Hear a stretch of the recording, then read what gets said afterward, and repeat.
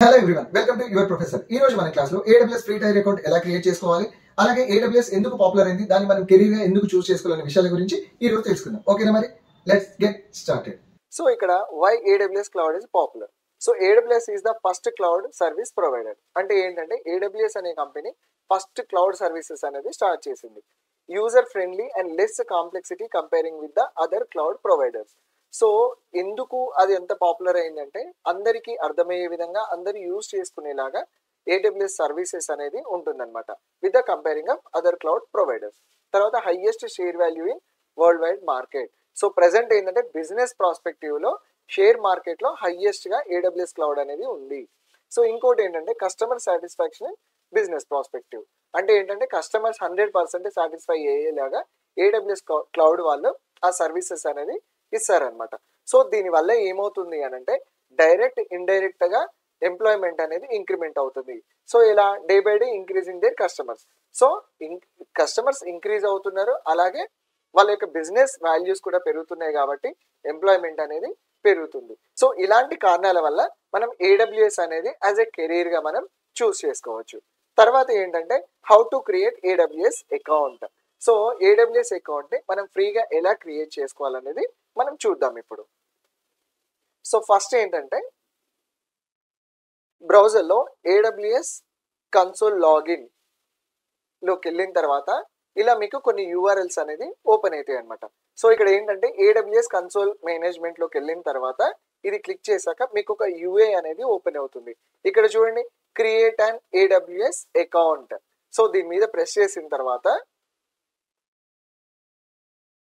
ఇక్కడ sign up for AWS అని అడుగుతుంది.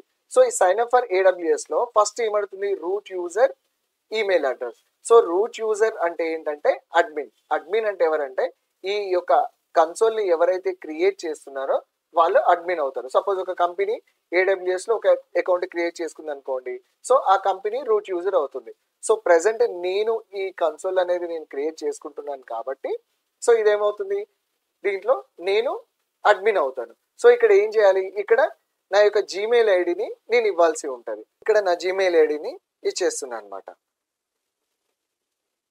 సో ఆ తర్వాత AWS అకౌంట్ నేమ్ అంటే మనకి AWS కన్సోల్ క్రియేట్ చేసిన తర్వాత అక్కడ మనకి ఏ నేమ్ రావాలి అని అంటే ఆ నేమ్ అనేది అక్కడ ఇవ్వాలన్నమాట.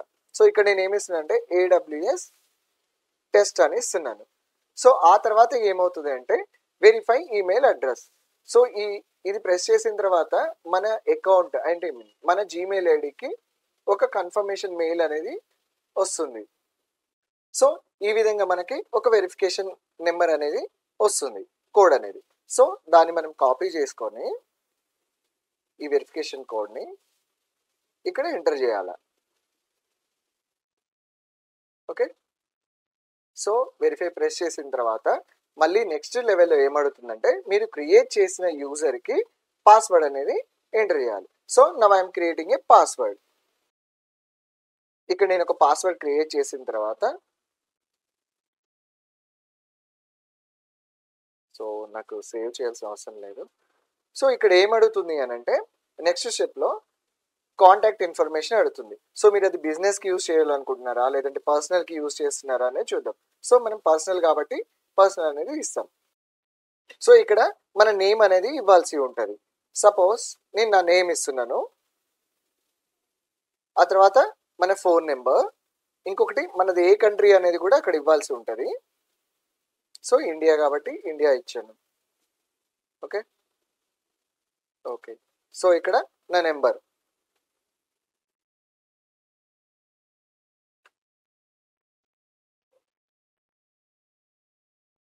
ఆ తర్వాత మనది ఏ కంట్రీ అనేది కూడా ఇవ్వాలి. ఇండియా కాబట్టి ఇండియా ఇచ్చేసాను. ఐ మీన్ కంట్రీ రీజియన్ అంటారు దాన్ని. So address,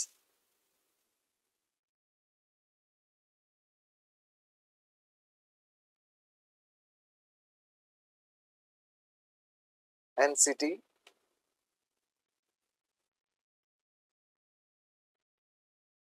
and state, and pin code. So ఇలా ఇచ్చిన తర్వాత లాస్ట్కి ఇక్కడ చెక్ బాక్స్లో మనం టిక్ చేయాలి. నెక్స్ట్ స్టెప్ 2కి వెళ్తుంది. సో తర్వాత స్టెప్లో ఏంటి అని అంటే బిల్లింగ్ ఇన్ఫర్మేషన్. అంటే మీరు credit card or debit card ఇచ్చేసి ఎక్స్పైరేషన్ డేట్స్, తర్వాత సివివి, ఆ కార్డు హోల్డర్ నేమ్, ఆ తర్వాత ఈ డీటెయిల్స్ అనేది మనం ఇవ్వాల్సి ఉంటుంది అనమాట.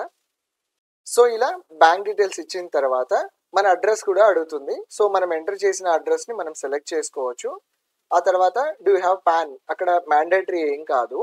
So I keep as an no. ఆ తర్వాత ఏమడుతుందంటే మళ్ళీ వెరిఫై అడుగుతుంది. లైక్ మనకు ఓటీపీ వస్తుంది అనమాట మన బ్యాంక్ అకౌంట్ అది. సో ఆ ఓటీపీ ఎంటర్ చేసిన తర్వాత బిల్లింగ్ అనేది మనకి క్లియర్ అయిపోతుంది.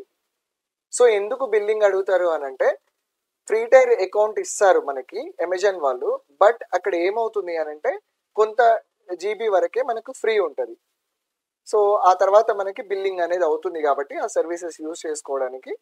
సో అందుకు వాళ్ళు ఈ అకౌంట్ డీటెయిల్స్ అని అడుగుతారు. పోస్టో ఇంకోటి ఏంటంటే ఇన్స్టెంట్గా మనకి ఒక 2 రూపీస్ అనేది కట్ అవుతుంది. సో నేను ఓటీపీ ఎంటర్ చేసిన తర్వాత నాకు ఇలా యూఏ అనేది ఓపెన్ అయిపోయింది. ఓకే, సో నెక్స్ట్ స్టెప్లో ఏంటంటే కన్ఫర్మ్ యువర్ ఐడెంటిటీ. సో ఇక్కడ నరేష్ కుమార్ అనే నేమ్ కరెక్టా కాదా, తర్వాత మీరు ఏ పర్పస్లో యూజ్ చేస్తున్నారు, లైక్ పర్సనల్ యూజా లేదంటే రీసెర్చా, government academy, other. So personal use కానీ నేను పెడుతున్నాను. తర్వాత ownership type, individual, company. So ఇలాంటివన్నీ మనకు ఉంటాయి అన్నమాట. సో ఇండివిజువల్ అనేది నేను సెలెక్ట్ చేస్తున్నాను. ఓకే, సో నెక్స్ట్ స్టెప్లో ఏంటంటే ఇండియన్ డాక్యుమెంట్ టైప్ అనేది అడుగుతుంది. మనం ఇండియా అనేది మనం కంట్రీ అనేది మనం సెలెక్ట్ చేసాం కాబట్టి. సో ఇక్కడ ఏంటంటే పాన్ నెంబర్ కానీ ఓటర్ ఐడి, డ్రైవింగ్ లైసెన్స్ ఏదో ఒకటి ఇవ్వచ్చు. సో నేను నా నా ఓటర్ ఐడి అనేది నేను సెలెక్ట్ చేశాను. ఆ తర్వాత ఏమైంది, నేను ఆ ఓటర్ ఐడి కార్డ్ నెంబర్ ఇచ్చాను. ఆ తర్వాత ఇక్కడ చెక్ బాక్స్లో మనము అన్ని కరెక్ట్గా వెరిఫికేషన్ పర్పస్ మనకు ఓకే అని చెప్పి దాన్ని కంటిన్యూ అనేది ప్రెస్ చేయాలి. ఆ తర్వాత కన్ఫర్మ్ యువర్ ఐడెంటిటీ. మళ్ళీ ఏమడుగుతుందంటే మనం ఏదైతే మొబైల్ నెంబర్ ఇచ్చామో ఆ మొబైల్ నెంబర్కి ఒక వెరిఫికేషన్ నెంబర్ అనేది వస్తుంది. సో దాన్ని మనం ఎలా సెలెక్ట్ చేస్తాము అని అంటే ఇండియా, ఇక్కడ ఇండియా అనేది ఇవ్వండి. ఇచ్చిన తర్వాత మన మొబైల్ నెంబర్ ఇవ్వాల్సి ఉంటుంది.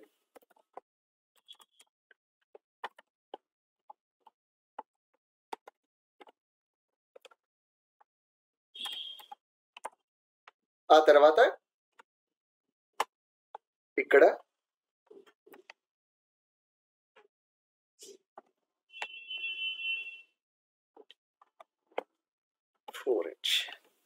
సో ఈ క్యాప్చా అనేది నేను ఎంటర్ చేశాను. సో నాకు ఇప్పుడు మెసేజ్ వస్తుంది, వెరిఫికేషన్ మెసేజ్. ఓకే, సో ఇప్పుడు నా వెరిఫికేషన్ మెసేజ్ని నెంబర్ని ఇక్కడ ఎంటర్ చేస్తున్నాను.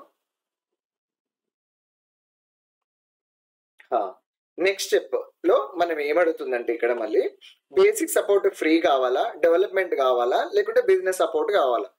సో మనం ఏంటి ఆబ్వియస్గా ఫ్రీ టైర్ అనేది మనం సెలెక్ట్ చేసుకుంటాం. సో కంప్లీట్ సైన్అప్ మీద క్లిక్ చేసిన తర్వాత సో మనకి ఇలా కంగ్రాచులేషన్స్ అనే మెసేజ్ వస్తుంది.